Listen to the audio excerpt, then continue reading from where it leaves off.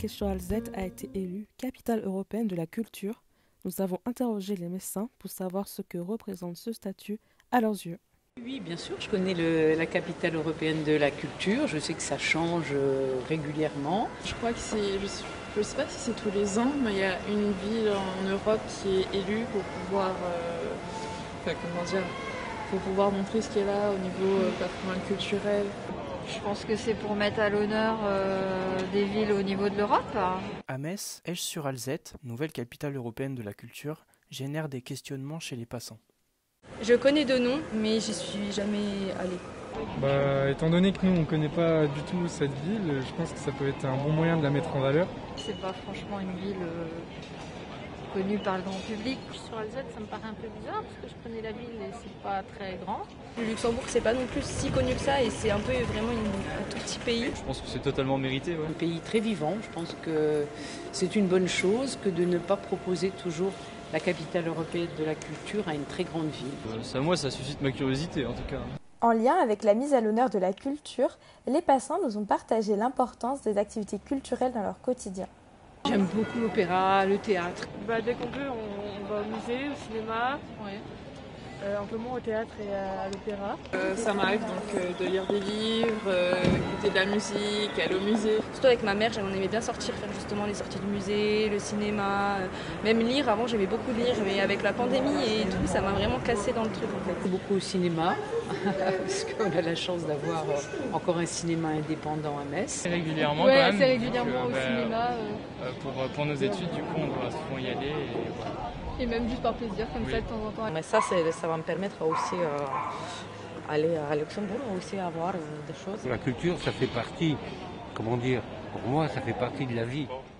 C'est de cette vie empreinte de culture dont l'artiste lorrain Alain Brisy nous a fait part. Et les musées, c'est ce truc qui m'a sauvé la vie. Parce que j'avais des petits copains, c'était football. Bon, football, ok, pas de souci. Mais quand j'allais au musée, waouh, je me suis dit, là, c'est vraiment un endroit magique, parce qu'un musée, c'est un endroit où on n'a rien à vous vendre. C'est un endroit de paix. C'est un endroit où tout est fait pour que la personne se sente bien. Moi, franchement, ayant vécu ce que j'ai vécu, je n'allais pas peindre des bateaux. La mer est loin, je ne l'ai pas vu souvent. Et notre visage, c'est un passeport. C'est intéressant, un visage. À se regarder 2 fois dans la glace et à se dire « Waouh, je suis unique ». Ça, c'est... Donc, je peins aussi quelque chose à chaque fois unique. Des visages uniques qu'Alain Brisy n'a cessé de peindre depuis son enfance passée à proximité d'une ville minière. La mine n'était pas à Bernay-Forbach, la mine était donc à Stirin-Vendel, Merlebach, enfin, elle était dans les alentours de la cité. Voilà, oui, c'est tout un cadre mine de charbon faite. Mais aussi par les gens qui étaient identifiés. Tout le monde était identifié par quelque chose. On avait tous le même canapé à la maison, les mêmes habits. Il n'y avait que des magasins qui fournissaient des habits. Donc on était un petit peu des clones, on était habillés pareil. Les gens avaient la même voiture, les mêmes vacances. C'était un petit peu des clonages comme ça. C'est un petit peu comme des yaourts, des pots de yaourt. Mais quelque part, c'est intéressant. Ça, c'était pour tous les mineurs. Hein. C'est-à-dire ils ont eu... on ne va pas dire des vies faciles, même si maintenant on peut dire oui, ils ont eu l'appartement avec des choses qui étaient factivement gratuites, mais bon, qui étaient quand même payées par la santé des gens, quoi.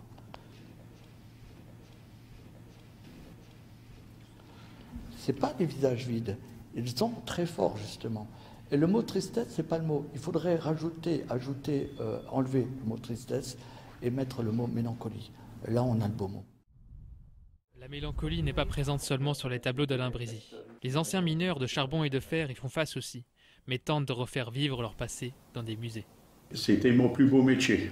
Peut-être le métier à risque le plus dangereux, mais que j'ai fortement très apprécié. Il y avait, dans les premières années, on avait une affluence de visiteurs et c'était des gens qui recherchaient justement un métier peu connu. Alors, on savait qu'il y avait des mines, mais qu'est-ce qu'ils faisaient au fond de la mine, ces gens et tout. Donc, c'était très fréquenté. Aujourd'hui, pour nos locaux, pour nos gens qui habitent ici dans cette région, c'est un passé qui commence à s'oublier. grâce à une association dont j'en fais partie, qu'on va garder cette mémoire pour nos futurs enfants, enfin les petits jeunes et tous ceux qui connaîtront au moins qu'il y avait un passé. Maintenant, il faut arriver à le faire fonctionner le plus longtemps possible. Et je pense, nous avons espoir que c'est entre bonnes mains, que ça ira, que ça continuera. Pour ce qui est des mines de charbon, la Lorraine accueillit en 2004, année de sa fermeture, la dernière mine de charbon de France, à Creuswald, au puits de la Houve. Site qui, aujourd'hui, a été entièrement détruit. Aux grandes dames des anciens mineurs, dont certains gardent un bon souvenir. C'est la seule mine du bassin où il n'y a plus de traces. Partout, il y a une trace. Que ce soit un chevalement ou un bâtiment, il y a quelque chose qui reste, quoi. Et pour les gens de Creuswald, je dirais, c'est un peu dommage, quoi. Il n'y a plus de traces du passé minier, quoi. Quand on voit aujourd'hui la nature reprend ses droits, quand on passe là-bas, sur l'ancien site de Creuswald, ça fait mal au cœur. On tourne même pas la tête pour regarder. Alors, donc c'est un peu ça, quoi. Après, tout dépend comment on a vécu sa carrière. Voilà. Celui qui a aimé vraiment son métier, qui a tenu à cœur, ben, il aura une certaine nostalgie. D'autres, je connais beaucoup de gens, il ne faut plus leur parler de la mine. C'est difficile à dire, la mémoire, pour moi, elle ne va pas rester, elle va disparaître. Elle va s'éteindre comme une bougie, je vais dire. Elle va s'éteindre tout doucement.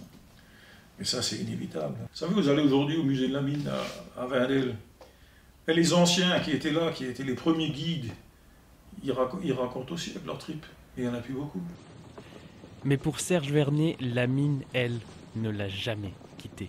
Ça fait maintenant 18 ans que la mine s'est arrêtée. Certaines nuits, je suis encore au fond de la mine, dans mes rêves. Hein, je suis encore en train de faire du charbon, je suis encore en train... Malheureusement, il y a un éboulement, malheureusement, en train de sortir un blessé. Ça fait partie de mes rêves encore aujourd'hui. Après, voilà, bon, moi, j'étais fier de mon métier. Et comme beaucoup de mes amis, je dis toujours, si c'était à refaire, je le referai. Fiers de leur région, les Messins sont loin d'ignorer le passé minier et sidérurgique qui unit la Lorraine au Luxembourg. C'était surtout, oui, tous les villages qui finissent par Ange, hein, Hayange, Coutange, les Hauts-Fourneaux. Avec des grands sites sidérurgiques, Vallée de la Fench, le secteur de Longwy. Ils ont gardé justement les vestiges de cette époque. Depuis 1890, Ucange vit par et avec ses hauts-fourneaux. Il représente pour la commune 70% de la taxe professionnelle. La situation des hauts-fourneaux est à plus d'un titre exemplaire. Premier producteur européen de fonte de moulage, l'usine est rentable. Les vagues successives de chômage conjoncturel ont donc sensibilisé, en plus des 650 salariés, toute la population d'Ucange. Les travailleurs postés ne feront plus que 28 heures par semaine et les discontinus 32 heures. C'est la première fois que cela arrive à Ucange où l'usine représente une part importante de la vie. Aujourd'hui, au-delà de la réduction d'horaire, c'est pour l'avenir même de l'usine que craignent les syndicats. Mardi soir, FR3 Lorraine vous proposera une édition spéciale à Ucange à l'occasion de la dernière coulée du Haut-Fourneau. Les ultimes heures de travail à Ucange avec Laurent Mazurier. Derniers éclairs de feu et de lumière, dans moins de 4 jours, ce Haut-Fourneau ne crachera plus un seul litre de fonte en fusion. Mardi prochain prendra ainsi fin un siècle d'histoire à Ucange. Un siècle avec toujours le même rituel. Une température de plus de 1000 degrés pour transformer du minerai de fer en de la fonte. Dernier chargement vers Solac et Unimétal qui vont à leur tour transformer cette fonte liquide en acier. Disparaît définitivement la production d'une espèce particulière de fonte, la fonte de moulage, la seule à ne pas être transformée en acier, mais utilisée par des fonderies pour faire des blocs moteurs, des ustensiles ménagers ou des baignoires. À Ucange, dernier feu d'une époque, d'une culture, derniers éclairs de feu et de lumière. C'est la fin de la Lorraine, la fin du fer, c'est la fin aussi de la fonte et c'est la fin de l'acier. Qu'on ferme un site, c'est pas grave, mais qu'on ferme toute une région, là c'est grave. Pour la ville d'Ucange, en revanche, c'est 5 millions de francs de taxes professionnelles perdues, 60% du total. Perdre de l'argent alors qu'au contraire on en a besoin pour l'aide sociale, pour rénover aussi, comme il y a 7 ans, lorsqu'on a démoli 600 logements devenus vacants. Pour réindustrialiser enfin, pour remotiver surtout. On arrache quelque chose à des gens à des gens comme nous, qui avons fait la construction. Et on arrache notre cœur, on ne nous donne plus rien, on ne sait plus demain ce que ça sera. Mais déjà, ça me fait mal au corps de voir ça. par rapport à quand, au premier jour que j'ai commencé, puis maintenant que je pars, je vois qu'au départ il y avait beaucoup de monde, il y avait la vie et tout, mais aujourd'hui c'est la désolation. Un des hauts fourneaux d'Ucange deviendra-t-il monument historique? Eh bien, c'est fort probable. C'est en tout cas le souhait, le désir du maire d'Ucange, M. Paradise, qui a rencontré aujourd'hui à Paris les responsables des monuments historiques. À Ucange, vous allez le voir, on est plutôt favorable à cette idée. Moi, je crois que c'est une bonne chose. Moi, j'ai passé moi-même toute ma carrière à l'usine, j'ai passé 39 ans dedans. Mes frères, mes parents ont passé toute leur vie là-dedans, alors ce serait une bonne chose. Vous irez le visiter, le musée? Oh ben je crois, oui. J'emmènerai mes enfants et les petits-enfants. Le minerai de fer a fait la renommée industrielle du Luxembourg au XIXe siècle. Ville méconnue du grand public, Esch-sur-Alzette est au cœur d'un territoire mouvant qui se cherche une nouvelle identité sans oublier son passé. Le nombre de transfrontaliers avec la France était et reste important. Ces liens entre les pays seront mis en avant tout au long de l'année. Le passé minier et sidérurgique de la région contribue à sa richesse culturelle. Deuxième ville du Luxembourg, la capitale européenne de la culture propose des animations et des projets pour tout âge et pas seulement centrés sur son passé minier.